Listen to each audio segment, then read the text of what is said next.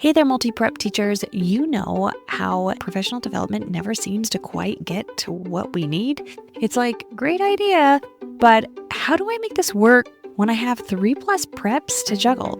That's exactly why I created the Simplify Your Preps Collective. It's a free Facebook group built just for teachers like you, where we share tips, resources, and real talk about making multi-prep teaching less overwhelming and more doable.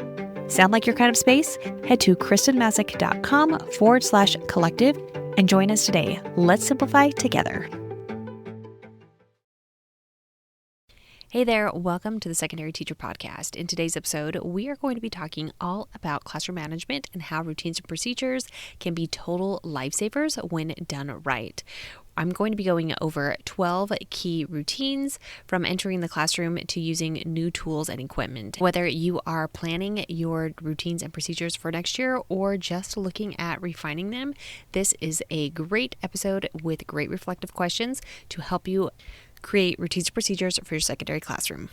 Welcome to the Secondary Teacher Podcast, the podcast for middle and high school teachers juggling multiple preps to get the strategies to reduce overwhelm so that you don't have to choose between being an effective teacher and prioritizing important relationships. I'm your host, Kristen Masick, a 10-year high school engineering teacher, former middle school assistant principal, and teacher coach. Every week, we will discuss strategies, systems, and time-saving tips to help you not only survive but thrive as a multiple prep teacher. Routines and procedures are pretty much the basis of classroom management. Without them, you are going to really struggle with classroom management. Having something already ready before school starts, or at least that you have thought through it, is really going to give you a leg up, a head start on that school year. Because coupled with having curriculum and knowing where you're going, letting students know what they should be doing and how they should be doing it is going to really make it so there's a lot less issues in class. It is not going to remove every single issue, but it will make it so that there are less issues than if you had no routines or procedures and every single day students came in and they had no idea what was going to happen or maybe how it was going to happen. We're going to go over the 12 different routines or procedures that I think that you should start off with. Now, you don't have to use all of these, but these are some ones that will get you started to think about which ones maybe you feel like you need for your current space. I'm going to go over the list that I recommend, and I want to mention as well that all of these 12 are within my classroom routines and procedures planner that's in my Teachers Pay Teacher store, and I will link it in the show notes. And within that, each one of these procedures are going to be laid out in more depth. What it starts off with is for each of these routines and procedures, there are some reflective questions to ask yourself to figure out maybe how you want to develop this routine or procedure. And then there are some other things to think about as you develop these. What does this routine look like for students? What should they be doing? What should they be seeing? The next one is what will happen with students who don't follow the routine? Then we're going to look at what does this routine look like for the teacher? Are you doing something during this routine? And then finally, how and when will you teach this routine and procedure? Those last two are things that I think I've seen secondary teachers really struggle with that elementary teachers don't struggle with as much. Really focus on, especially that last one. How and when will you teach this routine and procedure? This is where the elementary teachers are experts because they literally like drill and kill their routines and procedures. But when you go into their classrooms, it's like a well-oiled machine if they have done their routines and procedures well at the beginning of the school year. You can definitely tell a difference. And then when I was at the middle school and we had some elementary school teachers who were teaching in the middle school, it was like night and day difference between those who had put together these routines and procedures and then taught them really well to their students.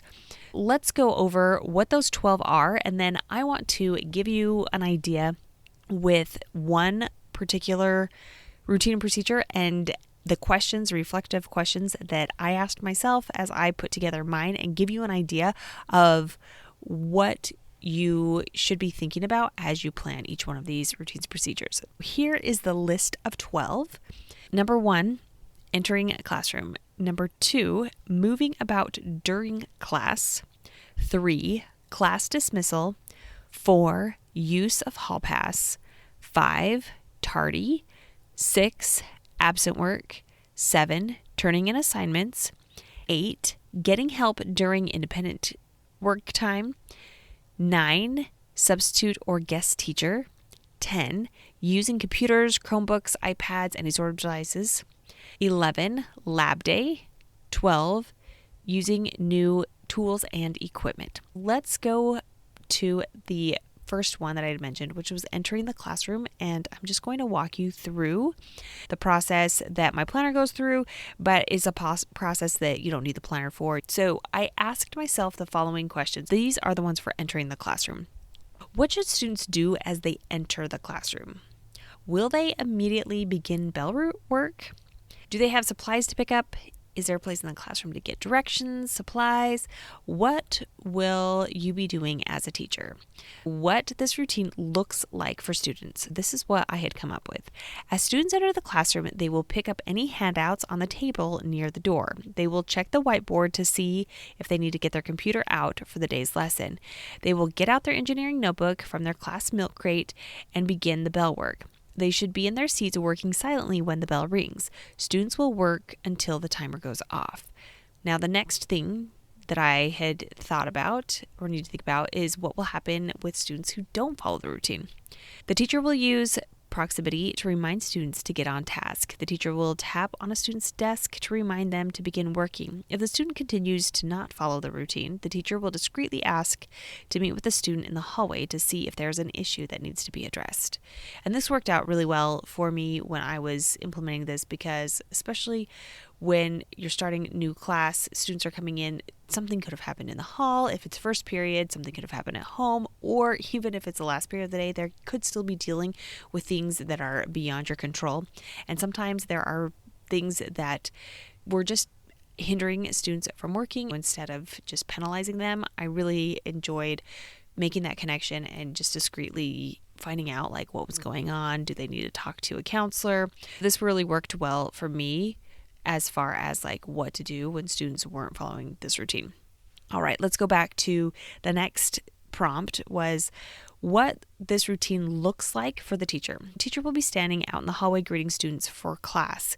When the bell rings, the teacher will close the door and set the timer for 3 minutes. The teacher will immediately and silently take attendance. The teacher will walk around the room as students are working, noting any misconceptions or common errors in responses. Now, this would vary from day to day based on if I had students who weren't working, but having this really mapped out on what I should be doing, taking role, setting the timer for 3 minutes, helped me create the routine for myself, not just my students. When that bell rang, I was doing this instead of not knowing where I was going, or it also prevented me from spending that time busily getting ready for the class. And that is a whole different episode, but it set me up to be mentally and physically prepared for that next prep. Here is the last question to reflect on. How and when will you teach this routine and procedure? The teacher will create a place by the door that will allow students to collect handouts as they walked into the classroom. The teacher will also print off a sign for computers on red and green paper and place it in a sheet protector and hang near the whiteboard. The teacher will model on the first day of class as I do. The students will then follow each step for a you do. Each day for the first week of school, activities and lesson plans will require students to practice the routine. I deliberately had to create a place. This gave me started giving me a to-do list on that first week of school. What do I need to have? Oh yeah, I need to make sure that I have a place for students to collect handouts. And I need to deliberately, that first week or 2 weeks of school, have handouts for students to collect every single day. That's how they're going to practice. You may not really need to have handouts, but I would make it so that they had handouts. Instead of giving them a whole bunch of handouts on the first couple of days of schools, I would make sure that I gave them one handout per day and kind of spread it out so that they were in the habit of always checking that table when they came in. I also was really deliberate on having them use their computers. And even if we use their computers for 2 minutes, I would still use that sign, that red and that green sign. It's a great visual cue with the different colors hanging underneath that image of a computer. Whether or not they are completely proficient in English really helps with using that visual cue. But it allowed them to see that, yes, they need their computer, and no, they didn't need their computer. And once again, we practiced it over and over and over again because they are going to need reminding. Now, once those first few weeks were done and I felt like they knew and understood that routine and procedure, that they were good at it, then we would move on to another one. And you don't have to do each routine and procedure independently. You can stack and you can teach a lot of these in those first few weeks of school, or you can spread them out, however is going to work best for you. But just being deliberate in my planning, in my lessons, knowing, hey, I really want them to practice this routine and procedure. What can I do to set them up for success? That gives you an idea of what you could be doing when it comes to really thinking about these routines and procedures that are going to help mitigate any classroom management issues or really help set you up for success. This will really lessen your load as well, your cognitive load, if you can have your students do as much as possible for themselves. And the routines will help you as well, because not only are your students being set up for success because they are being able to do things over and over again and feeling confident in that, you can do that as well. If this episode was helpful to you, it could be for others. Share it wherever you hang out the most with any of your teacher colleagues. You can also tag me on Instagram in your Instagram stories at Kristen Masick, KHRISTENMASSIC. Until next week.